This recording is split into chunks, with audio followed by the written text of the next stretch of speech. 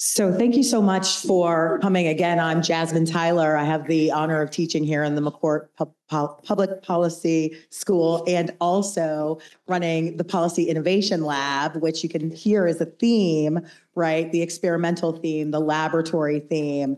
But I also wear another hat where I get to lead the Justice Policy Institute, which is advocacy and research organization that has for now almost 30 years been working locally and nationally to reduce the role of incarceration through lifting up the voices of people who have lived experience and informing our research with that so that we can really change the decisions that electeds are making. So it's a real treat for me because a lot of what this documentary shows is both the work of the lab and the work of the Justice Policy Institute in standing with community in supporting the future of equitable policymaking in a number of realms. And you could think about any of these one issues through a safety lens or a safety issue through any of these lenses as they demonstrated. So we're excited to have this conversation with the panel. But first, I am deeply thrilled to introduce to you my friend and colleague, Craig Watson, who is here from Free Minds Book Club and Literacy Workshop. Craig has written a poem inspired by 1 Million Experiments. So I'll let him do the poem and then I will introduce our panelists. Thank you. Appreciate y'all for having me. My name is Craig Watson, Free Mind Book Club. In a world where walls don't rise from fear, from bars, from cries, we craft a path where justice grows, not in punishment, but in what we sow. 1 million hands, 1 million dreams, a future built on what redeems. No chains to bind, no cells to hold, just love that sparks, more brave than bold. What if safety bloomed from care, from hope, from trust, from everywhere, where every voice and every name writes a freedom song without the shame. 1 million hearts, 1 million tries, and every tear a joy that flies. We rise, we heal, we dare to see a world reborn where all are free. Thank you. That was amazing. Okay, so I have everyone's bios here, but I'm just going to keep it moving because we started a little bit late. I'm going to do a quick introduction because I know everyone. So you heard from Craig Watson, amazing poet, here representing Free Minds. We have David Domenici, who is one of the founders of the Maya Angelou See Forever Public Charter School here in DC. We have Joel Castón, JPI Fellow and former ANC representative in DC, who's also on the DC Sentencing Commission. We have Courtney Stewart, who represents the Reentry Network and is the CEO and president, who does amazing intervention work here in DC with youth and adults who are returning. And then we have Darby Hickey, who is here, who used to work for Detention International, right? But who also has worked for David Grasso in the DC City Council and now works at the DC Justice Lab, leading lots of the initiatives that we see pressing ahead in front of us right now. So I'm going to turn it over to you all and just ask you, what are the experiments that you all get to work on every day in your quest for justice and equitable policymaking with respect to community safety here in DC? Darby, do you want to start us off on the end? Sure. I was thinking a lot about this question, and one of the things that we're working on is about helping more people have the tools to create their own experiments or pursue their own vision of what community safety and freedom looks like. And so that, for us, one of those projects is the Policy Training Academy that we do every year, which is a week-long intensive training we do for community members who are advocating on behalf of themselves and their communities to help them understand how does the DC Council work, how does the government work, what are the levers of change that you can utilize, and they leave out of that week-long training with a presentation of their top priority they're working on. They have a little designed one-pager, and they are prepared to like speak with policymakers as well as community members about their priorities. So we're trying to, one of our experiments is creating the grounds for more experiments to be fostered and to bloom and grow.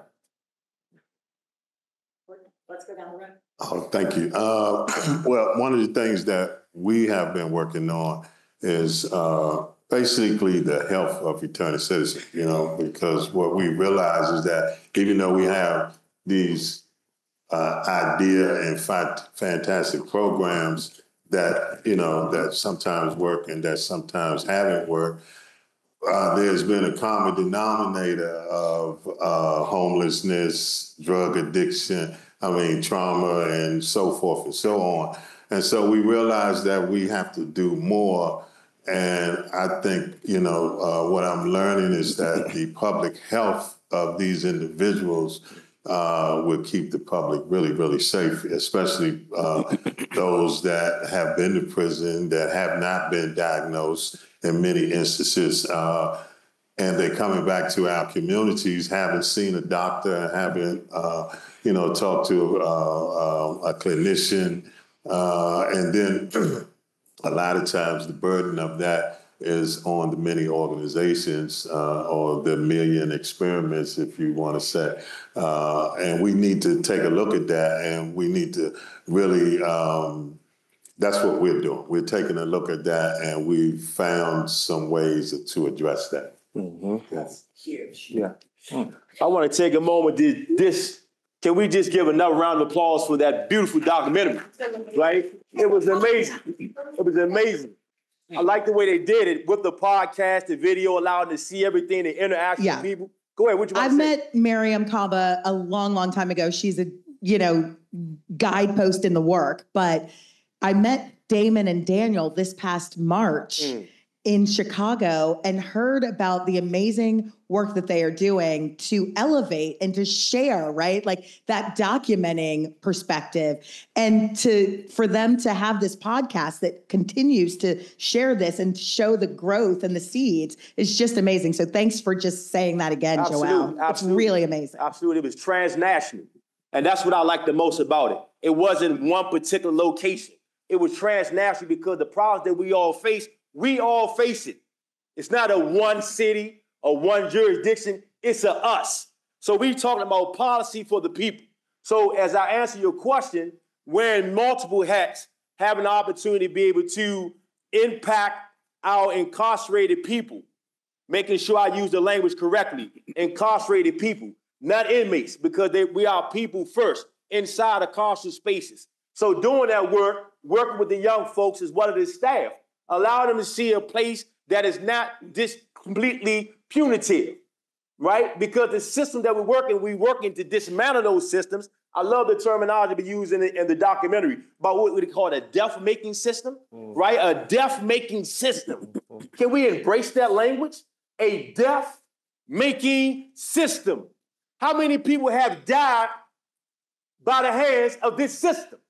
So now we come together with multiple disciplinary experiences to try to dismantle that. One that has I'm very proud of wearing in the state of Maryland, in the side of Juvenile Justice Center.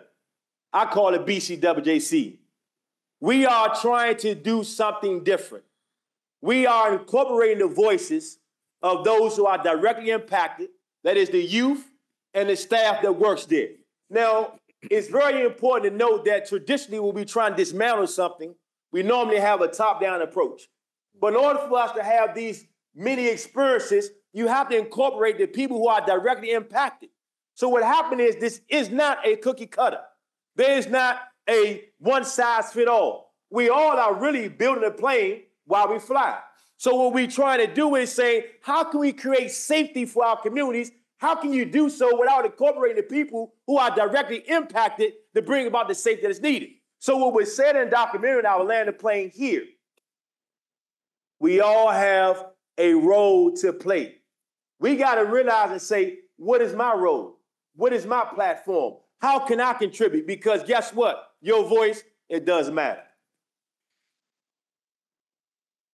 Let's see, I mentioned two quick things. One, I'm blessed to be able to work with a small cohort of IRA Second Look grantees. And we Say more about IRA. the Incarceration Reduction Amendment Yes. Act 1, 2, and 3. Who get it? Individuals charged and sentenced as adults, initially under the age of 18 and under 21, and now under 25, I think, have a chance to petition the court to be released and be free people again after initially, I think, 20 years, now 15 years. Is that right? Cool. Correct. Anyway, by providing some training, by working with networks of people around the city, our sort of experiment thought was that returning citizens could be successful in all sorts of jobs in a city that has all sorts of nonprofits doing policy work, direct service work. And to date, we've been really successful because so many of the IRA grantees come out incredibly talented, oftentimes get pigeonholed that there's like one or two jobs that you can do, which are perfectly respectful jobs. But our notion was that if people invest in them, they can be successful. That Justice Policy Institute, at Martha's Table, and Bread for the City, and all sorts of places, Arnold Ventures, and it's a small little model, but I think is proving the point that if you really invest in people and really believe in them, they can be successful doing all sorts of things. The other little thing I just mentioned quickly is at My Angelou, from the beginning and on an ongoing basis, it's a two-pronged an experiment. One, that you can run really high quality schools in really difficult situations, and that running high quality schools for young people who are in really difficult and often punitive and dangerous situations can be transformative, both for the young people and now at a broader scale. What happens if you have a small network of schools so that every young person who unfortunately does get locked up gets a really great education and has an experience of being successful in school, an experience of thinking that school is a place where I can be heard and listened to and cared for and grow? What does that do to the safety of our community, not only that year, but 5, 10, 15 years out, when they have a chance to then bring that with them when they transition? What I do, and with free mind, and just the whole IRA, like they spoke about the IRA, I'm a IRA recipient, and just to have those, like you say, those that's impacted by the system come out here and speak to the community, speak to these youth, because we on prevention. You know what I'm saying? The whole thing is prevent those who that's never been in the system don't go to the system. And in the process, we trying to tear down the system because it don't work. We know it from us being in prison. I did 22 years when I was 17. The system ain't helped me. I helped myself and those around. They built me up. That's all these youth need. They need to be built up. That's why Maya Angelou is so important, because you got the youth that made these mistakes. And a lot of times they like, we're going to throw you away because you done made these mistakes as a kid, right? So now we're going to put you in the prison. Why is that the first thing you do? Why it can't be Maya Angelou? Why it can't be something that you build up? So that's why it's important to get in these communities. One of the pieces they said in this documentary, listen to the community. Yeah. We have people that's making decisions for us. They not listening to us. So now it takes for those who have life experience or those who study life experience. Now they connecting. We going out there and listen to the people, see what Department A1 need, A2, A3, because it's not a cookie cut and it's not one shoe fit all. So we got to know what's going on. But in the process, we fighting something that was over the years, decades and decades, was built up saying, just lock them up. They not going to say, this person hungry, this person, where the community at? Police not out there no more having side by side in the communities building. They come when something happen. But we got a community ourselves. And it's sad to say, we say police itself because it don't sound right, but we got to build a community where somebody can come to you when there's an issue going on. So that's what we doing. We making sure those that's out here have the knowledge that we ain't have. Yeah. You said something interesting too, Craig, and so I'm going to put this back to the panel.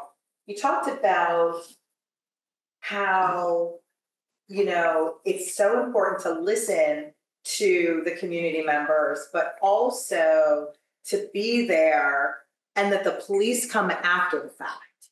So can we talk a little bit about what safety responses could look like, or what we think, right, other types of opportunities could be utilized? Like I just learned recently about 211, which is a reentry number for folks to be able to call. But unless your town or your state is investing in the infrastructure to support the other side of it, then you might come home and be unhoused or face food insecurity. But there are also new numbers like 998, right, which is the alternative mental health emergency and substance use emergency call-in number. So are there other types of experiments or ways that you might see us thinking through, like how to create the no entry or build public safety from the beginning? I think as far as the note of being aware, when people trying to get voted in for things, for positions, they passing out flyers, they knocking on doors. You got to knock on these doors. You got to knock on these doors, you got to pass the flyers, and you got to also have, when you see what these people need, you got to have these resources, connection with these people, these resources. A lot of times people be like, these people spending them and stuff like that, but you got to let them know it's steps that go along with a lot of things, right? So it's just letting the people aware that there's stuff out there, that there's resources out there that people can get. Yeah, that's a good one. Yeah. If I may, I would say, first, we know that no entry is better than reentry, right? Reentry is outstanding. Reentry is fantastic. It's outstanding. It's phenomenal. But no entry is better than reentry. If we could turn the faucet off from the very beginning. I had the opportunity to be a part of the Global Freedom Fellowship where we went to South Africa. And when I was there in South Africa, I visited several institutions. One of the things that I noticed in the community in South Africa, there was a community that they created. And before they created a community, it was funded by wealthy individuals. And the community members said that they wanted a gate, they wanted a fence. Now, contrary to the people who received the funding, the first thing they was going to do, they thought that, wait a minute, you guys don't need a gate. You don't need a fence. But they felt safety for them was that they wanted a fence. They wanted to be gated, right? Because outside of the fence was very impoverished area. So the children said that they wanted to be behind a wall, and that meant safety for them. I highlight that for this point here. That may not mean safety for all of us, but it meant safety for them. So when you listen to the people, we talk about policy by the people and for the people. If you listen to the people would tell you what their definition of safety is. So what Craig was stating, that if we can begin to utilize the practice of speaking to people, what came to my mind, your question, was focus groups. Focus groups allow us to engage the public. It allows us to engage the community, that we can hear from the community, and then we can come back and put together a policy for the people. But for us to come forth with policies and practices without incorporating people who will be directly impacted by those policies and practices, those days must be over. We have to stop doing that. We must have a paradigm shift. We have to have a new way of doing business, and doing so, we'll have 1 million experiences. Yeah, so I kind of look at it a little differently because I feel like the film bared out, that a lot of what we have to do is going to be from, it talked about failure, right? So, like, I think we when you fail, it's a debt that you have to pay for that failure. And I think that we need to be looking at those debts because those debts are owed. And we can, it talked about reparations. So I think, like you cannot leave anybody behind. Like, I think we should reshift the way that we think. I think we should stop. I'm learning to not like come with a bunch of answers to the questions because it left us with, we have to take action. And it's really about what you do. It's not about what we say, right? And so learning from the failures that we have made, I mean, the National Reentry Network is a 14-year organization, we 6 years volunteer, 8 years nonprofit. And so we have learned, we've done a lot and we've learned a lot and we've failed a lot. Last year, we couldn't get jobs for returning citizens. It was a dismal failure. I was really disappointed in that. And that's part of the reason why we had to make this shift. But what I'm learning is that like we need to be thinking more broadly. And even though we disagree on a lot of things, or even the things that we disagree on, we have to be agreeable on community building. Community building to me is about engagement. It's not just about knocking on doors and having flyers, right? It's really more about saying, hello, good morning, how you doing? My name is Courtney Stewart. It's about me not being afraid to sit close to somebody. We have to lead by example, and we have to do these things being a leader, And so I'm trying to do more of that, and I'm encouraging, my clients and the staff as well to be more involved in the action part of this, and not so much the talking and the smartness of it. Yeah, because it's a marathon, not a sprint, right? I mean, we would like for things to be different overnight often, but the reality is these are big monolithic systems that take a real long time to change. I just have to say, and if you take one of my classes, we will go through reparations. And I do use the Chicago police torture example. But I think one thing, and I hate to put a damper on it, but one thing that's really critical to know about this case is that eventually the police chief, John Burgess, was convicted and sent to prison. He also still receives his pension. And I just think it's important to lay that out and tell the full story, right? Because you heard too how the reparations, like what is the number? Like what is the high number that could be justified?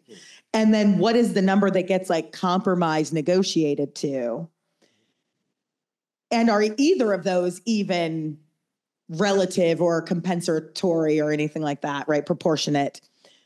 But then when you also know that the system has this kind of money behind it too, and that the investments, you saw that chart that was like a chart, I don't remember if it was local or national, right? We could do the DC chart. And to your point, DC rates really poorly on lots of metrics, right? Half of Black men in DC do not finish high school. DC has the largest employment gap in the country. It has the highest economic wage and income gap in the country. And so could you talk about resources and investments in community and how that contributes to public safety and community safety also, and justice? Yeah, I mean, that's what I was going to say when you asked the previous question of like, what are some ways that we prevent harm from happening in the first place, that we keep people from entering into this death-making system, which I think it's a great term, is resources. When people have the resources, and that's not just dollars, right? That's also like trauma-informed care, medical health, mental health care. These are the things that help people take care of their basic needs, help them resolve conflicts, which we know is what, a root of so much violence, right, is conflict. And so that goes back to the community piece too, right, of us being in community with each other, knowing each other, not being afraid to talk to my neighbors who are throwing a party every weekend about like, hey, can you turn the music down at this point? Can you make sure you clean up the yard, instead of being like, oh, I need to call the police on them because they are making way too much noise after 10 o'clock p.m. or whatever. And it's also about developing resources that we have, so developing our skills. And that was something that Craig and I were briefly talking about before the film began, is around restorative justice and conflict resolution. And it made me think of, about, let's see, it was about 5 to 7 years ago, we made a big push in the city to reduce the number of people of kids who are being suspended from school, and instead to put investments into restorative justice and conflict resolution to help, restore the harm when it is happening, or even nip it in the bud ahead of time. And that was, people were like, oh, you can't do that. It's not going to work. You're going to have, it's going to be all these problems. It's still, we're not there. We still are getting way too many kids getting kicked out of school, but and that we still don't have nowhere near the scaling of the restorative justice programs that need to be happening in schools, but it's getting there. And every year we see it get a little bit better. With more resources, it would probably, even more dramatically change. But I was just looking at some of those numbers the other day, and they continue in the right direction, at least. Right, so the floor is moving. So it's like the market, right? It's not when you're in the market, because the market's always doing this. It's how long you're in it. So the floor is changing and we're getting closer, but the gulf is still so real. Right. I want to add something to that when you were speaking. You made me think about analogy, and I know, Craig, you can relate with this here.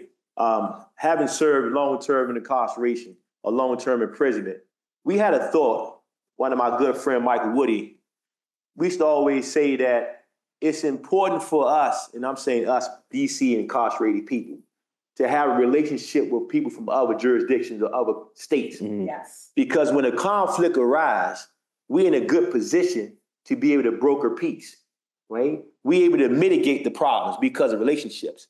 And I say that to say this here, this is what I believe you agree with me. Having served 27 plus years in incarceration and coming back to society, I noticed that community members are not as friendly and cordial as we were in the inside. Isn't that kind of a little ironic a little bit, right? You come out and we say hello. You get on the elevator, how you doing today? Good morning. I even get chastised sometimes by my lovely fiance for being too friendly, right? Stop saying hi, everybody, right? But I can't help to do it. I always say, hello, how you doing? I'll be looking, check her out whether she'll say something wrong or look at me back, right? But I said, wow, this is something we all have in common. We know how to speak to people. But I noticed that in the free world, if you will, now I'm looking at you guys like aliens, right? Those of you have been locked up, right? Like, you're not friendly. You don't know how to be a neighbor. So if we're talking about building community, we're talking about safety. Safety is built on relationships. So once we establish relationships, as it was stated very well, because now if the music is too loud, and there's a relationship between neighbors, you will feel confident to go to your neighbor and say, hey, I'm trying to sleep tomorrow, I have a test, or the kids are in bed, or whatever your reason may be, you feel encouraged to do so. But because no relationship is built, you're compelled to call 911. And 911 is not always the best answer. So when we have organizations like the National Reentry Network for Returning Citizens, DC Justice Lab, JPI, I wouldn't be free if JPI wasn't doing their work. The advocacy they did on behalf of me is why I'm free today. I wouldn't have money on my back or clothes on my back if it wasn't National Reentry Network for Returning Citizens that employed me and say, hey, you have employable skills. I want to hire you to do work for me. I wouldn't have the advocacy if I did not go to DC Justice Lab and took you guys' classes. So we're seeing how organizations are investing directly into the community. And so this is what relationship looks like. If we want to achieve what we saw today, and I will land the plane here, we have to begin on building relationships. And that's something we all can do.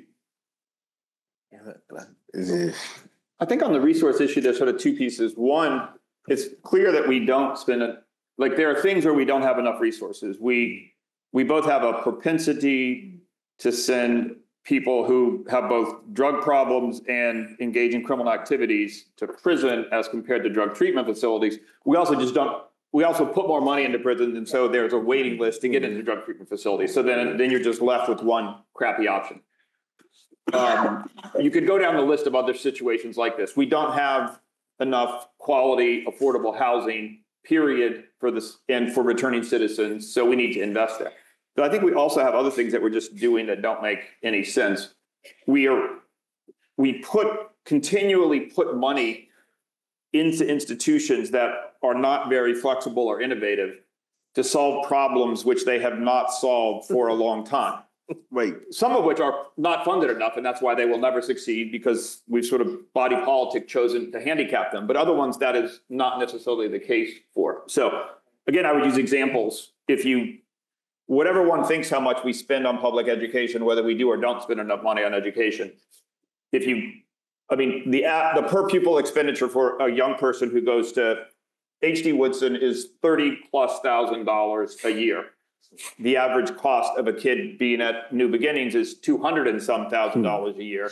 And at Maya, it's in the community, it's $35,000 or $40,000 a year. So one option here is, but if Black teenage males who are enrolled at H.D. Woodson, if they only go to school 40% of the time, it's unclear to me that the solution is to put another couple $100,000, whatever, to give them another guidance counselor. Maybe that's the solution. I don't know. I'm not really speaking about H.D. Woodson. I'm just talking about a school. Maybe that's a solution. I don't really know.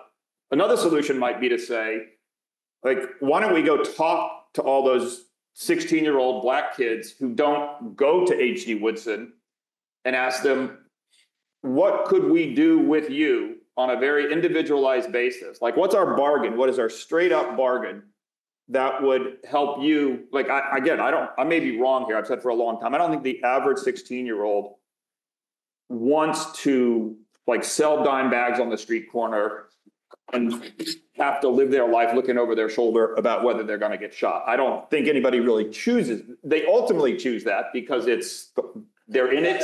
There's no other great options, and their risk reward analysis is that I'm not going to live that long anyway, and so I'm going to make some money while I'm at it. But suppose instead of saying the solution here is to just put money in institutions that aren't working, again, some sort of innovation fund that would allow us to say, like, we're going to work with these 10 kids. It's just going to be radically different experience. It's not going to look anything like the things they've experienced that they've hated before.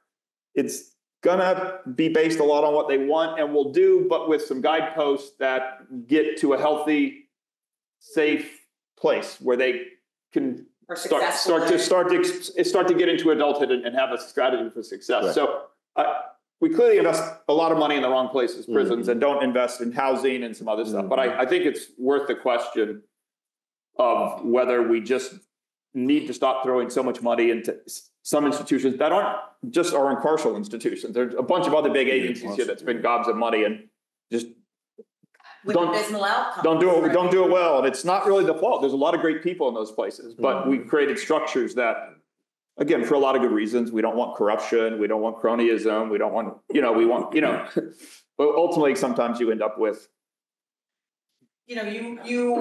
This also pushes me towards the question around, like, how is it unique in DC? Like, what does it look like in what is a colony, right, where there's an executive, but there's still an oversight body at Congress?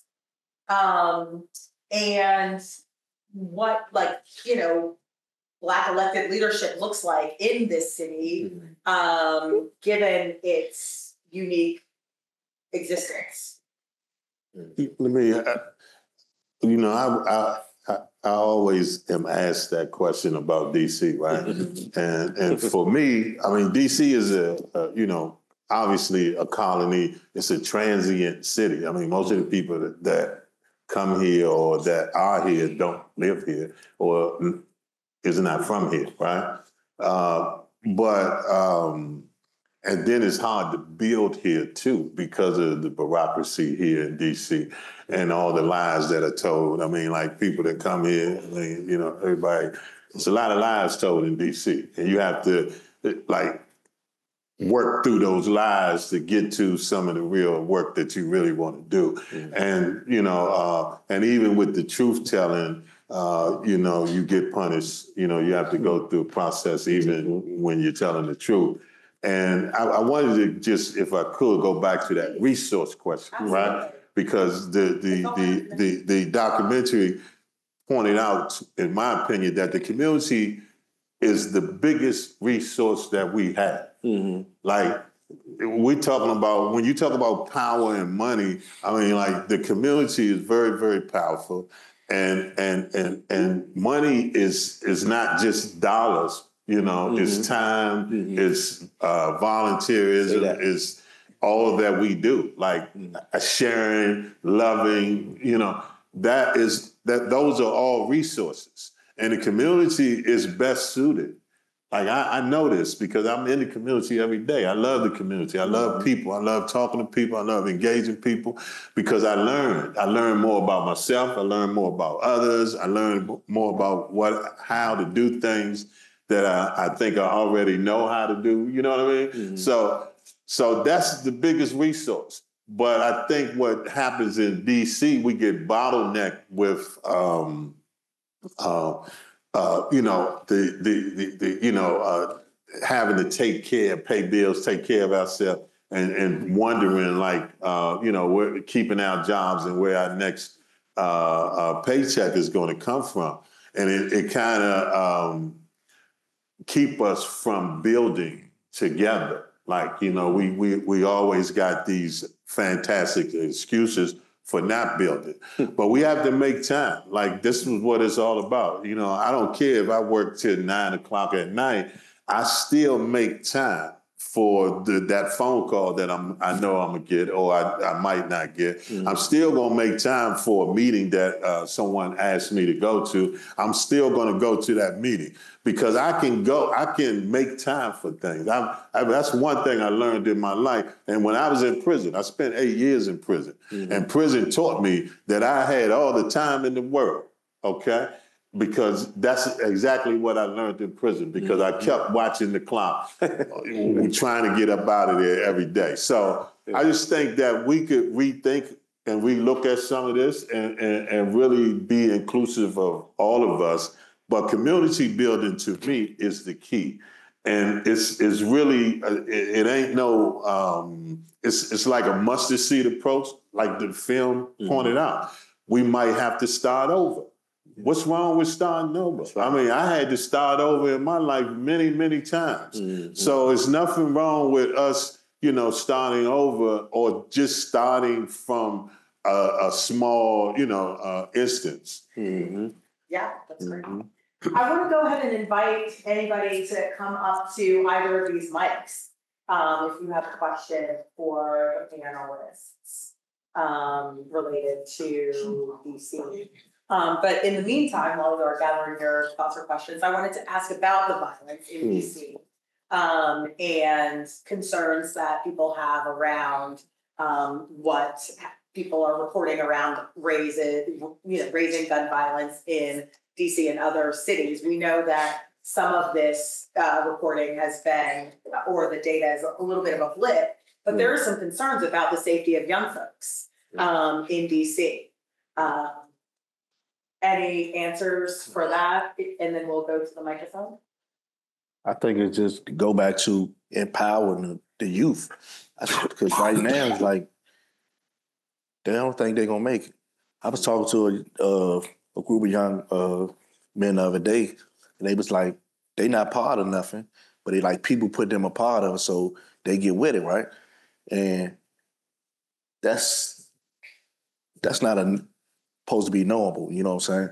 And I just think about when I was young and how I ain't had nothing to do with it. People put me with it, right? But at the same time, me telling them that even though somebody, you thinking they put you with something, you might not be with it. But at the same time, you still can go about your life and go to do your go to school, do things that you want to do, and connect with those who can give you the insight, the information on that. You know, a lot of times it's just being in it, and it's crazy, there's only certain walls that a lot of them young men and young women think like that, right? It's just really how they got it boxed in DC. This, you already know this area is going to be crime affected, right? So they look and that's all they see. They don't see that I could go out here and do construction, even though construction is right there because people coming in from their neighborhood doing construction. They not really feeling like they welcome to do that when they turn a certain age or something like that, right? It's just all about empowering them and giving them information that you got from your struggles and stuff like that, just giving it to them freely without them having to go through that situation. You got to empower the youth. If I may, about the violence, I'm a native Washingtonian. And when I was a kid, we used to can do field trips and go downtown. But now DC is so violent that young people cannot go to the nation's capital. They can't go to the capital because of things happening Jan 6. You have violent people who stormed on the Capitol and try to take it over. So now young folks don't even feel safe no more. So I look at safety for young people from that lens right there. What is happening from the political people who are in power, who are putting policy in places, violating the very laws that we say we tend to uphold, the Constitution of the United States of America. Nonetheless, Jan 6er is a reality. When I was in the inside, we watched on the news how the Capitol was stormed by individuals. So that right there damages the safety of young people who can't even go downtown no more without fear of being ran over by someone who want to protest in that fashion of violently going against our laws and Constitution. So it's not so much about how we look at it with the young people saying the young people are this, the young people are that, et cetera, et cetera. What do we have in place? What is for them? What are they allowed to do? They are a product of our environment that has not put in place the right policies and the practices that they can feel safe in the communities. In fact, sadly to say, not many people we would see or even utilize the word community because they don't even feel like community members. So we have to get back to the basic and reestablish what it means to be a community. I think your point is really important, Joel. You know, as the democracy becomes more fractured and fragile, and young people see behavior of elected officials and, party members, it is harder to gauge what appropriate behavior is and isn't. And that's the important work of the credible messengers and mentors, right? Also is like to help with, mentoring folks who have lived experience, who come from the same communities, who can mentor and teach those sort of conflict resolution skills that they're not seeing being modeled in sort of public spaces, right? All right. I really want to applaud my brother here. He says there's a lot of lies been told in D.C. and truth tellers get punished. I know that too well. My name is Kimon Freeman. I'm also a candidate for D.C. delegate here in Washington, D.C. I want to talk about some of the root causes of crime and violence. I think that, here in D.C. we have more police per person than any city in America. America has more prisoners than any country in the world. But whenever we have senseless acts of violence, the first thing they go to is more police and more longer prison sentences, as if that's going to address the problem. So can we have a conversation about some of the root causes of crime and violence? And I will start it off by saying that we have lead pipes still in the city. And the areas that the lead pipes are not being replaced in the city, you can guess where they are. Yep. And lead pipes not only inhibits the development of a child, learning abilities, it also increases violent behavior, all right? And then on top of that, we have, if a child is devoid of 4 key nutrients, they're more, I think it's like 51% prone to violent behavior because of their diet. Who lives in food deserts? Who has lacks of access? So can we have a conversation about some of the other things that are root causes of crime and violence so we can actually get ahead of it? Because I think we are spinning the wheel when we don't do that. Thank you. Mm-hmm. Yeah, let me comment on that a little bit because I think you know, that a lot of that conversation has to start with the families, right? I feel like a lot of that conversation has to start with the families. I feel like and adults, you're talking about children, right? And if you talk about children, the age of children has advanced. It's not what it used to be. Like, children have taken care of households on their own, okay? So they're learning things, they're seeing things before they were supposed to see them. They learned things before they were supposed to learn them. So then in many instances, they're not a child, okay? They've grown in these areas that we, haven't had the opportunity to either know about or see. As a result of that, we also have adults that are a bad lead, that are not good examples, that are still suffering from when they was a child, and those things haven't been addressed, and their behavior is still consistent in a way where we haven't, because you gotta be brave, man. I mean, like today, even as a parent, you have to be brave to stop these cycles of violence or whatever the cycle is. I know because I've been able to do it a smidget in my family. But I think that we need to really, Domenici brought up the fund where we're putting the money. Like, we really, really need to really understand, like, we have to put a lot of these resources into holding, or getting these families the services that they need, whatever those services are. We keep giving them welfare and money and eggs and food, and no, they need more than that. Because I have a Ready for Work program, and we have about 15 returning citizens that attend that program every day. But 10 out of the 15 come in there high. Off of weed and like, it's almost like that is how they function. They function off, and where did that come from? Like, we have to address that. We can't keep ignoring it. We can't, I used to put them out. I thought that was the answer, okay, well, you can't be here, but now I found out, like, I need to address it. We can't keep, not addressing the problem. We have to, somebody has to do something about it. Like, you can't keep passing it on to the next person. So that's what I've done. I've said, okay, Courtney, you do what you can do and see where it takes us. So that's what I'm thinking. I'm thinking, like, when you're talking about violence, it's just more work that we have to do. We gotta stop relying on the government, because we over-rely on the government. The government closes at 5 o'clock, okay? The community is open all day long.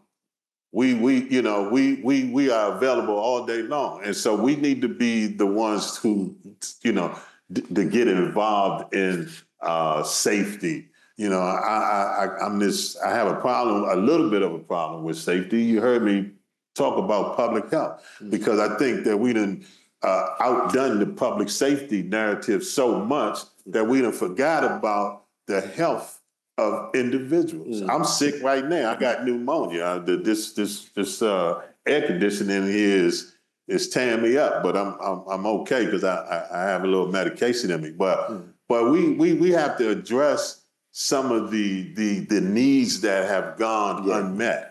And a lot of those needs are health needs. When you in good health, you make better decisions. Like, you'll reach out to somebody, because you feeling good about your mind, your body, and your spirit. And so I think that we should be looking more into, like, how we can take better care of one another and pay attention to one another.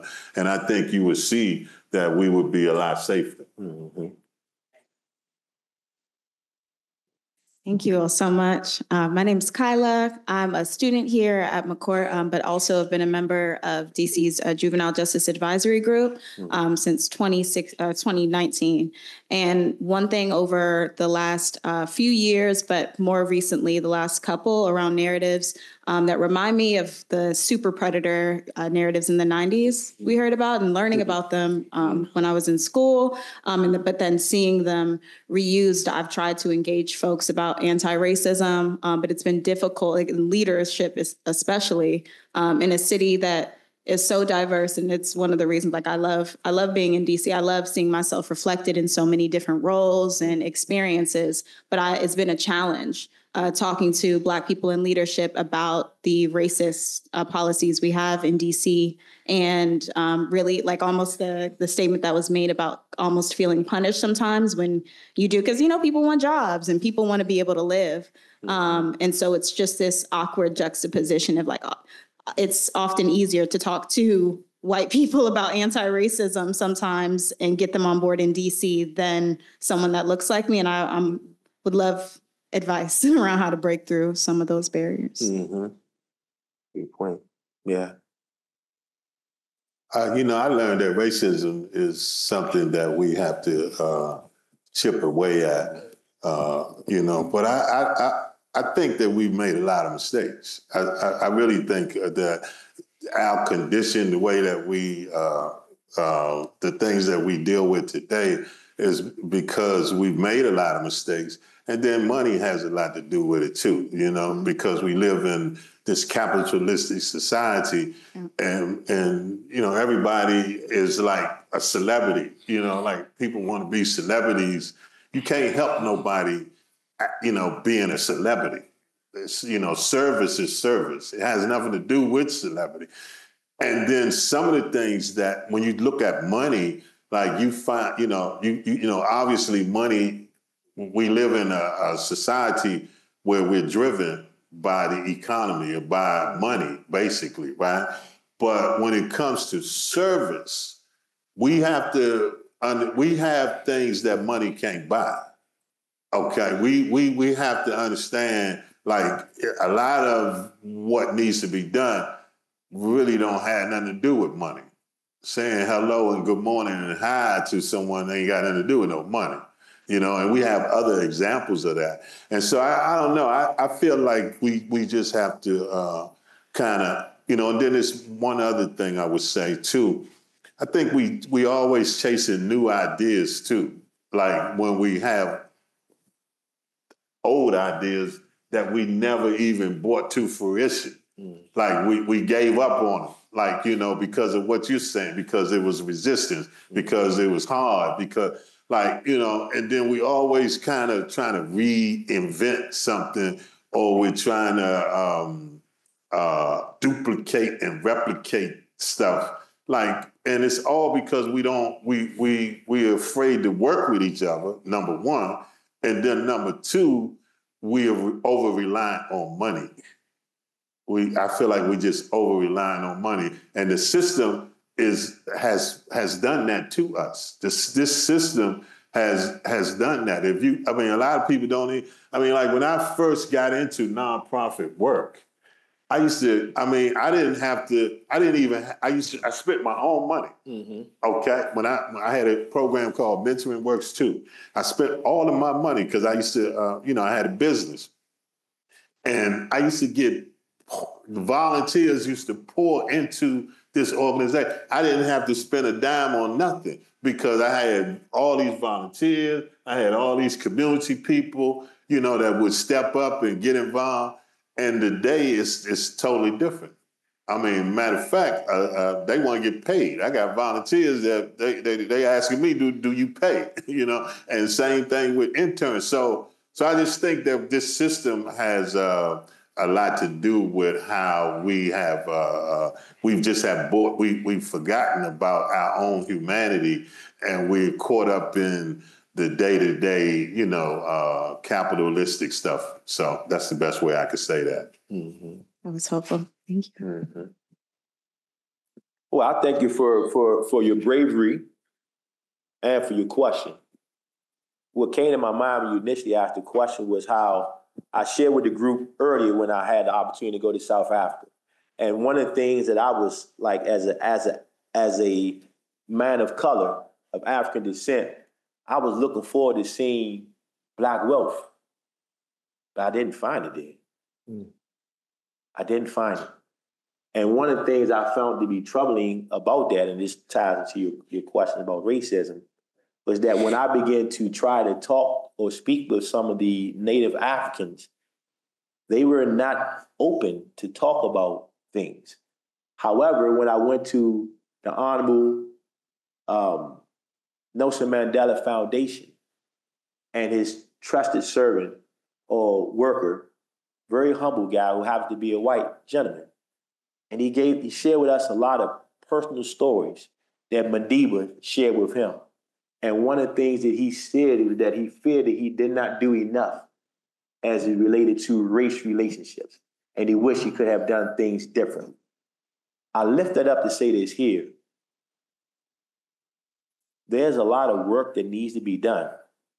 But I did realize that in a comparative analysis of the US versus not only just South Africa, but I was there with a lot of delegates from other countries too. And I realized that we are a lot more farther along than I thought we were. So I did have to kind of like give the US a check in the positive column as it relates to that. Because a lot of my brothers and sisters who were from other countries that were there and they were sharing their experiences formerly justice involved individuals. And their policies and their practice was nowhere near in how far we are. But yet and still, remember I said earlier, we have to define safety based on the community. So in our lens, we still have a lot more room for improvement. But so will we look at it so like with a balanced perspective? Personally, I love everyone on one. That's just, it goes without a shadow of doubt. Everyone knows that about me, right? I have friends from all nationalities and different backgrounds, speak multiple languages. So I'm very familiar with not just the African American culture, but the African diaspora, as well as other cultures too. And I think that as a student, as you move along in your education, you will see that what you're learning, others may not even have that same understanding. And now it gives you the opportunity to share the knowledge. It gives you the opportunity to share the wisdom with them. And then they will grow up. But remember, if I can leave any message with everyone in the audience today, it doesn't take much for us to say hello. It doesn't take much for us to be kind and gentle. Sometimes we can put the phone down. Right? This phone is so invasive. It has dominated everything about us. We don't even recognize who's on the subway with us, we don't take a pause from it. So I would like to say if we could just come back to reality, what I got from the documentary. It just learning how to be a community member, seeing ourselves as a community member and doing those small acts of kindness to connect with other people in our community. Use me. All right, and we'll have our last question. Thank you so much. How y'all doing? I'm Deontay Batts. I'm here with my colleague on behalf of the OAG, Attorney General Office, if nobody didn't know the abbreviation. I wrote down my question just so I didn't lose it. As I was sitting back there listening, there was a lot of things running through my mind. So I had to come up here with something. But if you all were to obtain the power to construct an ideal system to uplift our communities in terms of, preventing poverty and the senseless violence, what would that look like? Oh, this is a good last question. We'll go down the road. We'll pop on it, however. I think it goes back to the film of like, there isn't one answer. There has to be so many different answers and so many different approaches. And I think this kind of connects to like our capitalist society where we're very focused on convenience and we want one thing to solve everything. And people have this false sense that policing somehow does that, but we know it's demonstrably not true.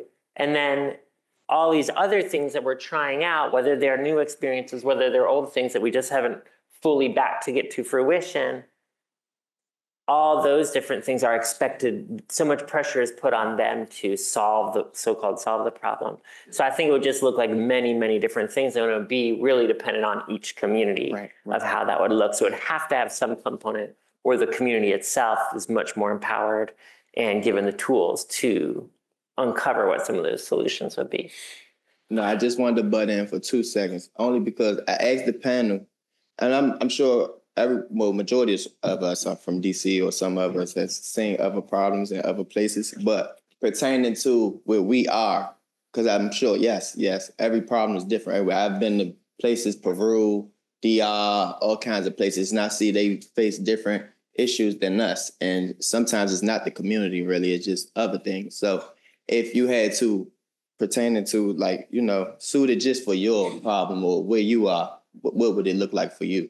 That's what I want. Just I get that. So my purpose is to support people coming back from 124 different institutions in Washington, D.C.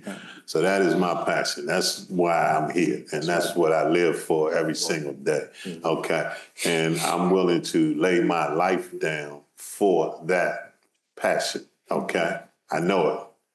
It doesn't come before my wife, but, you know, because I'm going to lay my life down for her too. But my point is this, right? Like, I'm not looking for an answer.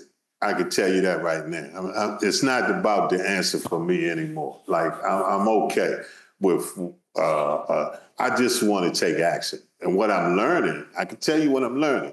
What I'm learning is that you have to be a doer, you know, instead of a spectator, or you just got to get involved and take action and fit in some kind of way, do your part.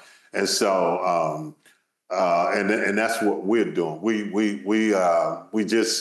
get ready to open up some community space over in Northeast, for instance, and it's community space. Yeah.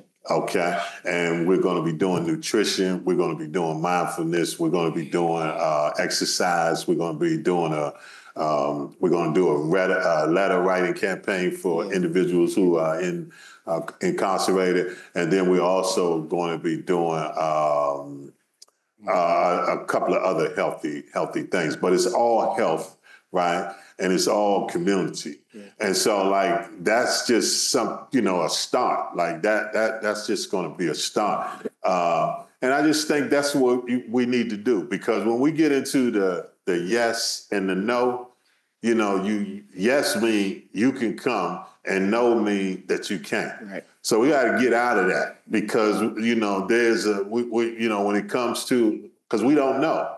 We don't know what people went through, what they're going through, how to help people all the time. A lot of times, when we just need to be present, right, and taking action. So, experiment. I would say thank you for your question. Hello to Brian. I see Ern in the back there. Hey, Ern, good to see you also. And my personal hat, on my website, joelcastón.com, that's Castón without an E.com, you will see some of my views and my ideologies. However, as it relates specifically to DC, you know what we need to do? Please tell this to Brian. We need to fund our AMCs. You know, DC have like 40, give or take, AMCs, right? They are our unsung heroes.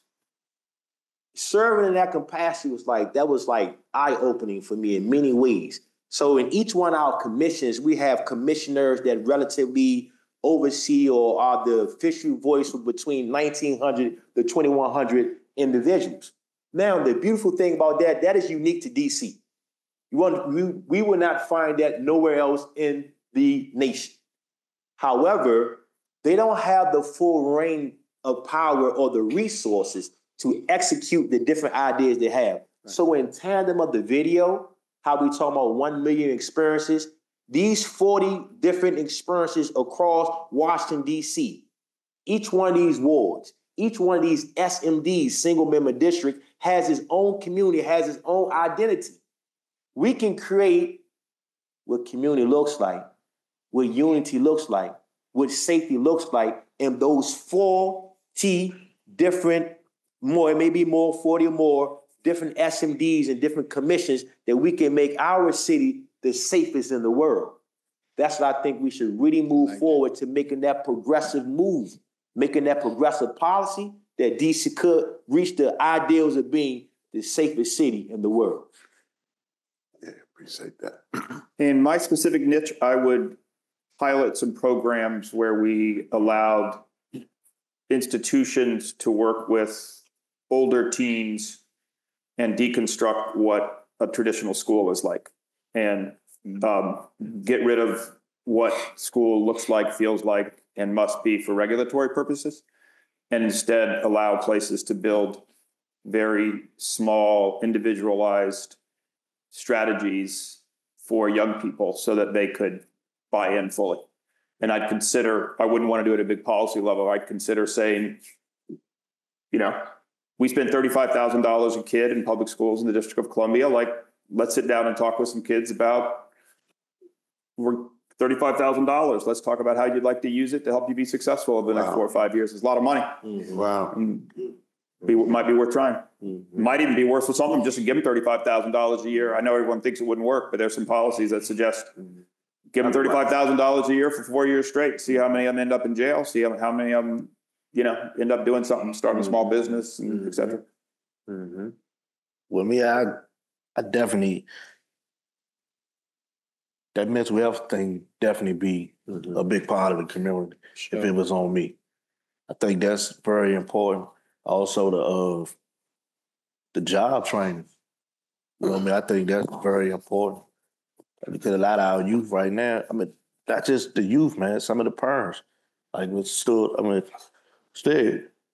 lot of the parents, man, they dealing with issues that ain't been resolved. And then it's going down there, it's in their household, man. Even as dealing with it's a credible message, you deal with the kids. If you deal with the kids for a couple of hours a day, they go back to these households, they go back to these communities that it's too difficult for them to bear. They forced to be grown, far as mentally to be grown, but they still kids. Yeah. They not being normal kids. Good point. So now they in a situation where they think they got to do this and that, only because the adult that's over them, far as age, is really on their level. Yeah. And see how powerful that is, because he's in the field. Yeah. And that's how he has that intel. Yeah. So the fact he's in the field, he has the intel, that's the type of stuff that the AG office and other policy. And that's why I wanted to hear every last one of y'all responses. Yeah. Because I knew each and last one of y'all would have had a different response or something a little different, Yeah. Well, please, everyone, thank Craig, David, and Darby. It's really nice for sharing your insights and reflection, for sharing your hearts. And thank you all for sharing your time and coming down for this film screening, for this panel, this lovely space. We need to thank Jasmine, though. Yeah, that's right, Jasmine. Yeah, we got to thank Jasmine. Thank you. Welcome. We're going to take a quick panel photo, and then if you want to mill around and talk for as long as folks can stay, that's great. Got it. Good job. Happy birthday, Michelle. Yes, happy birthday, Michelle. Happy birthday, Michelle.